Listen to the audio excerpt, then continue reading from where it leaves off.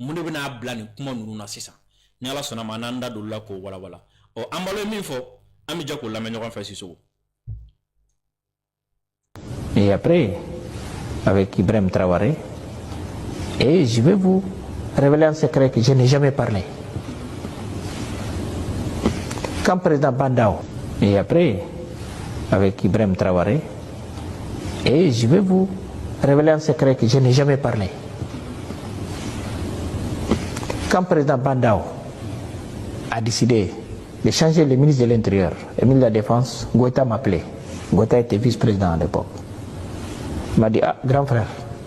dis à notre papa, pour ne pas changer le ministre de la Défense au ministre de l'Intérieur à l'époque, je ne me souviens pas, il faut le dire, parce que ce ne sera pas bon. Nous, on a fait le coup d'État, on l'a appelé. Il est président de la République aujourd'hui. J'ai dit, d'accord, je vais l'appeler. Et j'appelle le président Badao. Et tous, ils sont vivants. Hein. J'appelle Badao, je lui dis, monsieur le président, vous savez,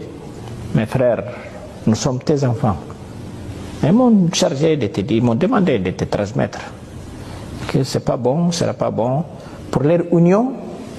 d'enlever le ministre de la Défense. Je pense que c'était Sadio Camara, je ne me rappelle pas le nom.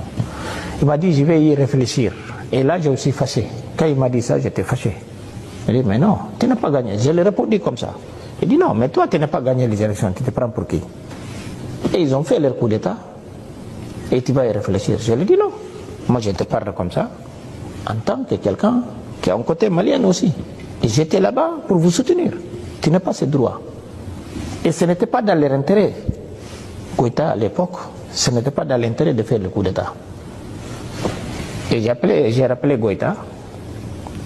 Je lui ai dit, tu sais, je l'ai parlé, il m'a répondu comme ça. Mais il m'a dit, non, il faut le rappeler encore. Il faut le convaincre parce que ce n'est pas bon. Je le rappelle, je vais y réfléchir. Je lui ai dit, bon, j'ai dit à Goïta, faites ce que vous voulez, il n'y a pas à le convaincre. Et laissez-le réfléchir. Voilà. Donc, quand ils ont fait le coup d'État, et je suis le seul encore à partir le serment de Goïta. Et ça me peine aujourd'hui que nos relations aient refroidi, parce que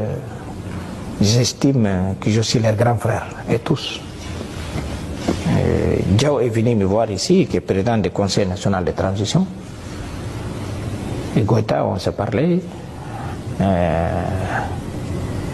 Et jusqu'à un jour où je lui ai donné un conseil, à l'époque, je lui ai dit, moi avec Macky, la dernière fois que nous sommes parlé au téléphone, c'était en conférence call. Moi et Macky et lui, concernant Bouba Mega, qui était le ministre des Affaires étrangères, le directeur de renseignement. Je lui ai dit, vous savez, il faut les relâcher, il faut les laisser, il ne faut pas les mettre en prison, les vieux et tout ça. C'est pas lui, c'est la justice et tout ça. C'est depuis lors que moi, j'ai mis à côté. Parce que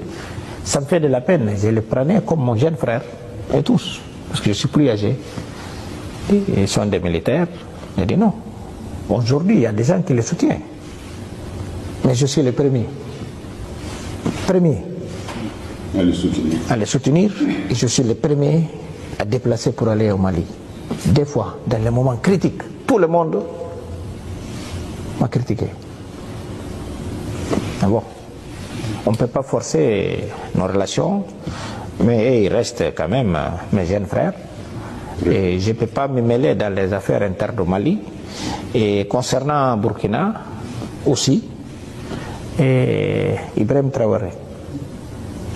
quand ils ont encerclé la maison de Damiba, il m'a appelé, il m'a dit, grand frère, il faut que lui sorte. Il faut qu'il sorte, parce qu'on ne veut pas les fusions de sang. S'il veut partir à l'aéroport, il n'y a rien qui va lui arriver. Ibrahim Traoré. J'appelle Damiba, je lui dis, Damiba, tu es dans cette situation, il faut que tu partes. Parce que les jeunes là, ils m'ont dit, voilà la situation réelle qui est au Burkina. Et c'est comme ça qu'il est parti. Pour voir comment j'étais utile.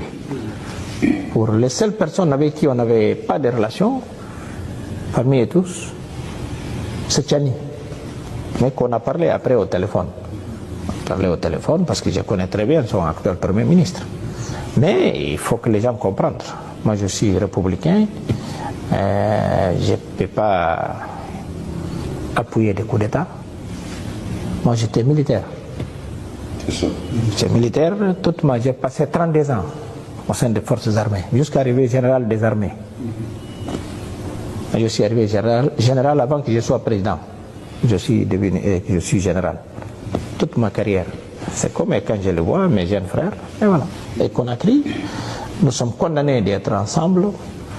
Doumbia, c'est mon jeune frère, et j'étais là-bas en tant que président en exercice de la CEDEAO. C'est ça. Ah, bon, on n'a pas ko subagati safiyo n'a ma foronto aye mogo dun aye mogo denta aye mogo fata walma aye mogo bata bref aye fon fe ta ka shwa konna la o ko ni a soma yelema wati sera ka ba fo de o ko de la sa ko mogo chaman be no nulu soma yelema wati sera ko ti so be ka siga tigi kera fe quoi sabla wati laba nunu na aye cheno cheni ga ba be fo wala ni bɛ sigira kɛrɛfɛ mɔgɔ caman bɛna bɔ a ka ko kalama wala o ti sɔn bɛɛ ka sigi kɛrɛfɛ waati an balo ko k'a bɛna kuma dɔ fɔ ko kuma min k'an ma deli k'a fɔ ko waati min na ko bandaw ye sɔrɔsi fila bɔ a ka gouvernement na ko Asimi tun ye vice président y'a don ko Asimi y'ale wele ko Asimi ko a ma ko kuma bandaw fɛ an fa don kuma an fa fɛ ni sɔrɔsi fila ka n'u bɔ gouvernement ma sabula n'a y'u bɔ gouvernement la a maɲi anw yɛrɛ ma a maɲi anw yɛrɛ ma ni ɲɔgɔn cɛ bɛn ma quoi donc kuma fɛ k'ale bandaw wele sabula k'ale fana fa de don k'ale ko bandaw ma kana ninnu mɔgɔ fila bɔ a la u mɔgɔ fila to a la ko bandaw ko k'a bɛna hakili jagabɔ k'ale ko k'i hakili jagabɔ wa i ma coup d'état kɛ mɔgɔ y'u ka fanga ta k'i wele ka ni bila la élection ma kɛ ye e m'o hakili jagabɔ kɛ i ta tɛ fɛn min ye k'ale Asimi wele ko Asimi k'ale ma halisa kuma fɛ kɔni parce que an ti fɛ ka fɛn kɛ quoi an ti fɛ ka minɛni kɛ an ti fɛ ka foyi kɛ tuguni quoi a yɛrɛ ko waati y'a sɔrɔ ko bandaw minɛni kumando ye ɔ k'ale tila ka se ka bandaw wele tuguni k'a ko a ma halisa k'ale bɛna hakili jagabɔ ko kuma y'ale tɔɔrɔ kosɛbɛ ɔ ko ale ko Asimi ma sa ni dina dabla quoi n'a bɛna min kɛ a y'a kɛ Sise o bamanankan ye jumɛn a bɛna min kɛ n b'aw dɛmɛ a la n b'aw fɛ a la ou bien kɔrɔ tɛ ale yɛrɛ de y'u pousser k'u bila a la ale yɛrɛ de y'u encourager a la kuma kɔrɔ tɛ ya ale yɛrɛ y'u encourager u yɛrɛ kana fanga la san'u ka bandaw minɛ o la i bɛna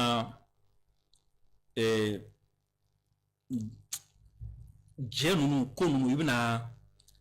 a hypocrisie ma yɔrɔ dɔn sisan quoi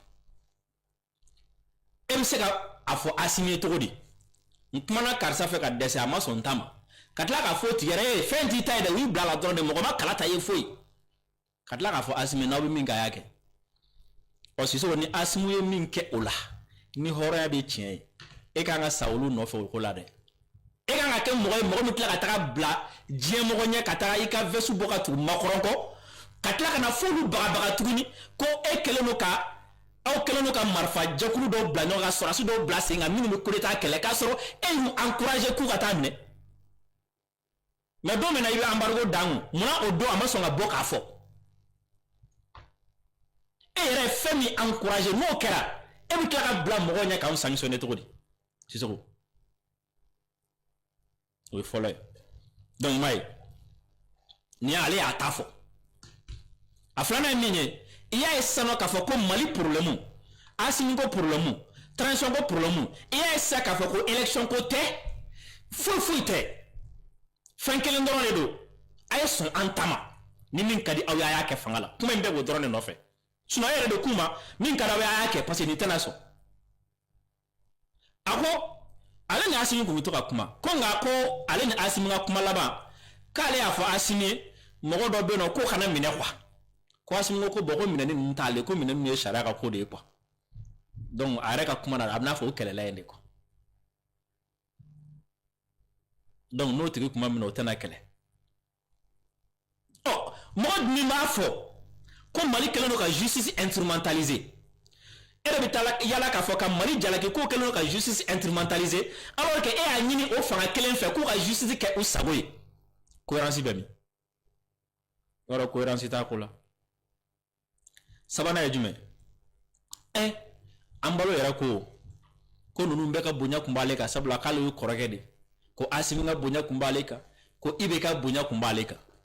ambalo munye bonya tige ka bo ni nyogonche amada ma wala re miye bonya tige muna fara ku ndale ndola fu bi wele ka fa kika kuma ni nyogonche wala we respect o ma ado wele o ma boari wele o ma tinubu wele o ma maki wele donc huku ndale mbela huku nye bonya huku yi gashi sigi o miye gashi wule ka boye ambalo idawa ma wala journalist wele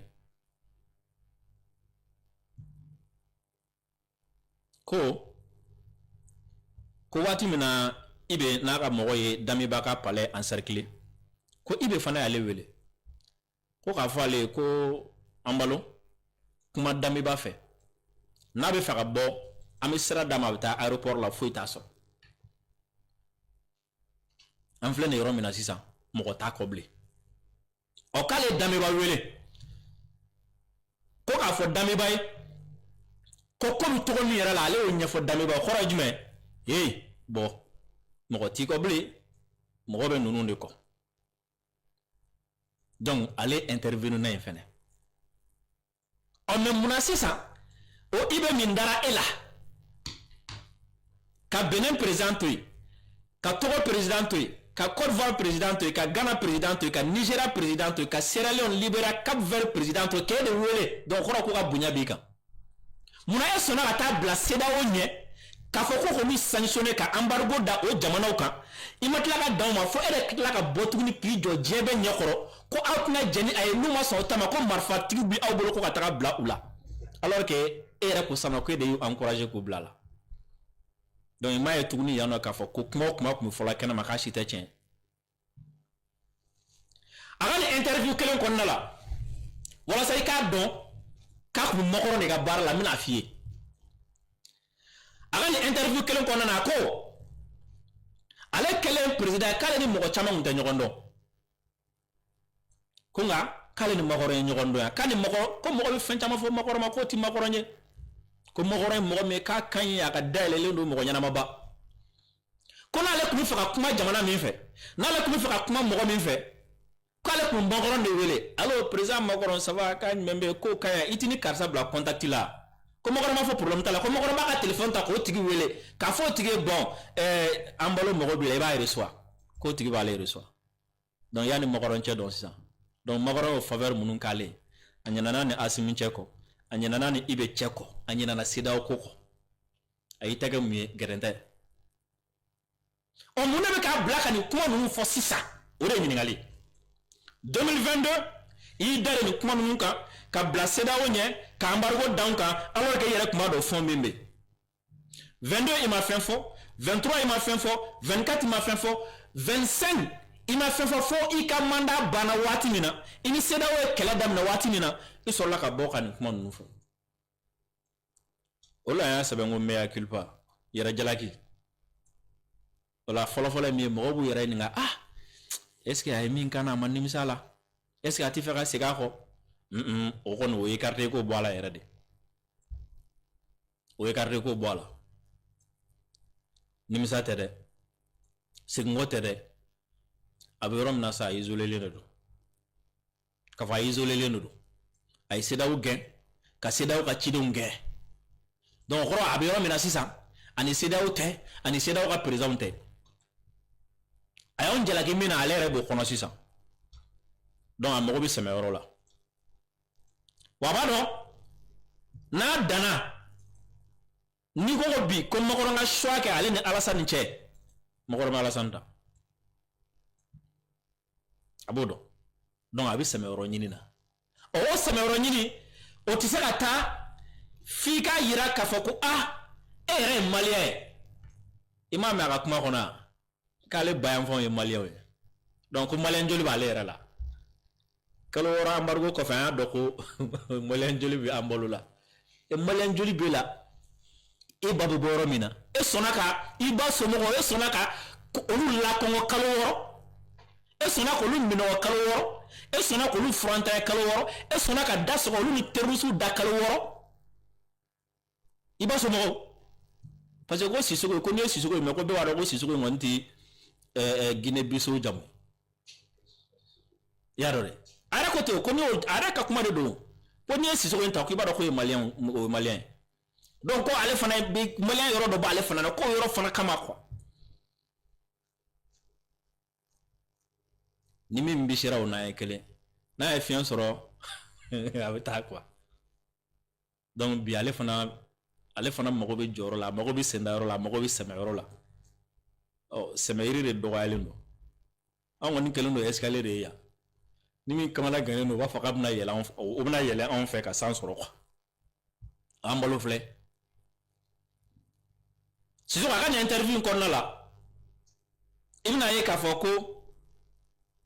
mɔgɔ caman y'an kɛlɛ kunu wa hali bi mɔgɔ caman bɛ k'an kɛlɛ k'u ka kɛlɛ a fanba tɛ dɔwɛrɛ dɛ o k'an ka tugu kɔ ko ka taga ko dɔ kɛ k'an ka tugu kɔ ko ka sira dɔ ta an ma sɔn o sira ma pour preuve o an balo min yɛrɛ filɛ nin n'a sɔrɔ n'an kun ko k'an tɛ CEDEAO bolo n'o de kun ye embargo kun ye n'a sɔrɔ ko an ko k'an tɛ CEDEAO bolo k'o de kun ye kɛlɛ bɛɛ kun ye mais an balo ma fɔ k'a tɛ yan embargo kɛra est-ce que CEDEAO ye embargo kɛ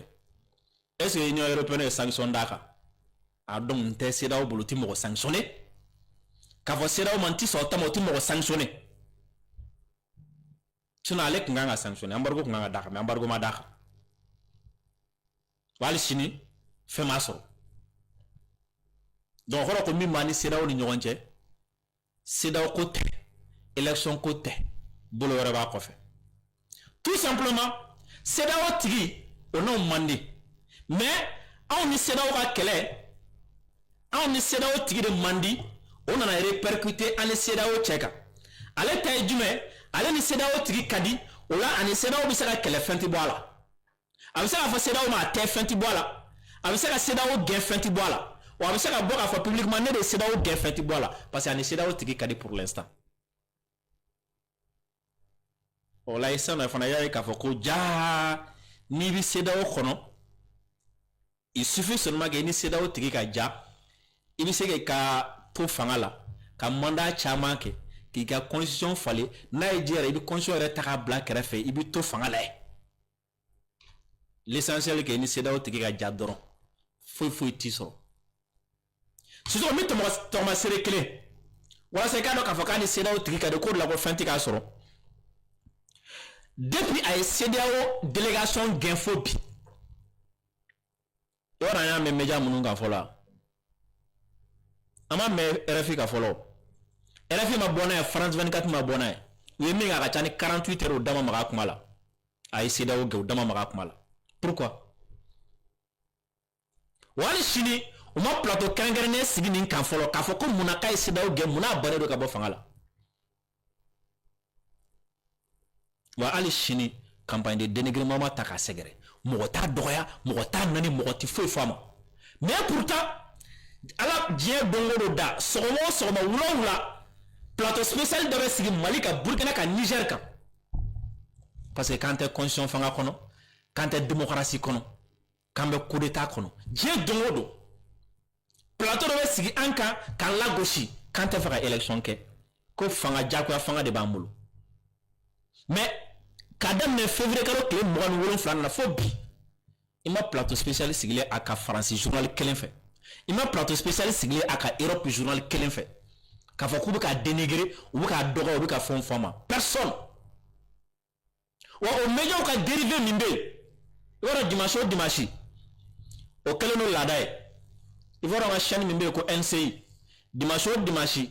u bɛ passage dɔ consacré AES dɔgɔyali la o spécialiste b'u bolo yen olu bɛ AES dɔgɔya mais ninnu b'u sigi ka wuli u ma deli k'an balo nani fɔlɔ i b'a dɔn kuma tɛ yan kɔni ma